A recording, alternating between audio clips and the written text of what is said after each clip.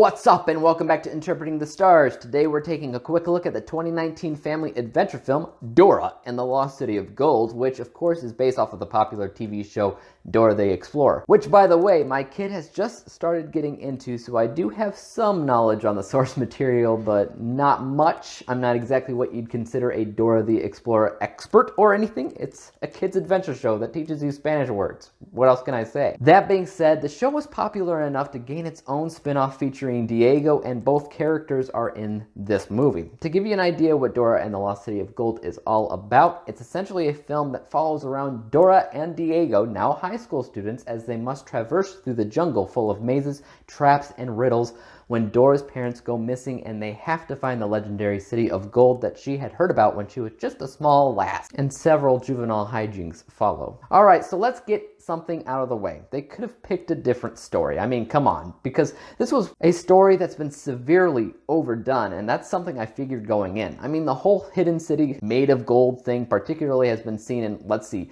The Road to El Dorado, National Treasure 2, Book of Secrets, and if you want something similar to an Indiana Jones / Tomb Raider thing like Dora and the Lost City of Gold had, the video game series Uncharted on PlayStation also had a game featuring a hidden city of gold that Nathan Drake had to discover after also traversing through dangerous jungle terrain, overpowering mercenaries, solving puzzles, and so on and so forth. The only thing that Nathan Drake didn't do in the Uncharted game was sing a song about digging a poo hole.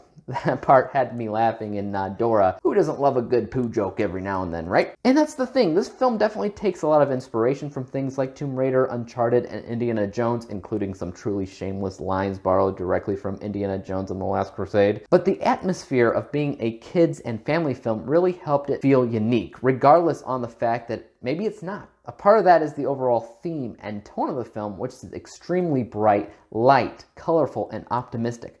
Dora's optimism in this film particularly reminded me of Will Ferrell's optimism in Elf, where the character is just so detached from how everybody else acts that it's kind of hilarious. Because this film truly understands what it is, and because of that, it has a very good sense of humor.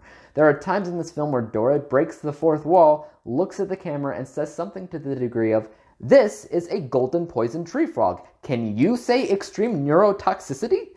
Which is similar to what her cartoon counterpart might say, but the danger element of that one line meant it was also making fun of itself at the same time, and that's something that I honestly loved about the movie. It works for kids, and it works for families, and it knows what its target audience is, and isn't afraid to poke fun of itself at the process. That's not to say that this film is fantastic or anything, it's just to say that it knows what it wants to be, and it really works really well in that element. From a cinematic standpoint, a majority of the movie is pretty standard and cut and paste. There's not a lot happening in the movie itself that you're really gonna remember. Camera work is fine, editing is fine, musical score is fine, nothing really shouts, "Great!" It's all just standard stuff, and the visuals are kind of tacky. Then again, it is a family film, and I don't think it was ever trying to have mind-blowing special effects or anything. It had enough to get the point across, and that's it. The phrase may be, everybody's a critic, but I don't think kids really care that much about effects that aren't always on point.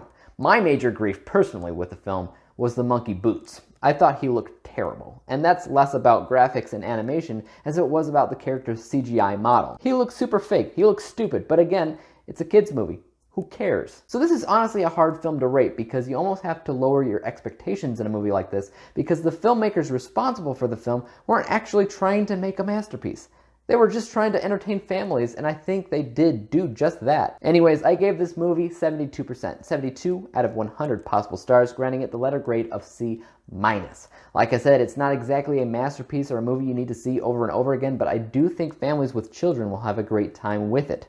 Guys, tell me what you thought about Dora and the Lost City of Gold in the comments down below. Are you a fan of the animated series, and did they adapt it for the big screen in a way that you can appreciate? For YouTube, you know what to do. Hit the subscribe button if you like this review and would like to see some more like it. Hit the little thumbs up button because that helps out my channel, and don't forget about the little bell icon because that helps notify you when I come out with my next review. But until then, peace out!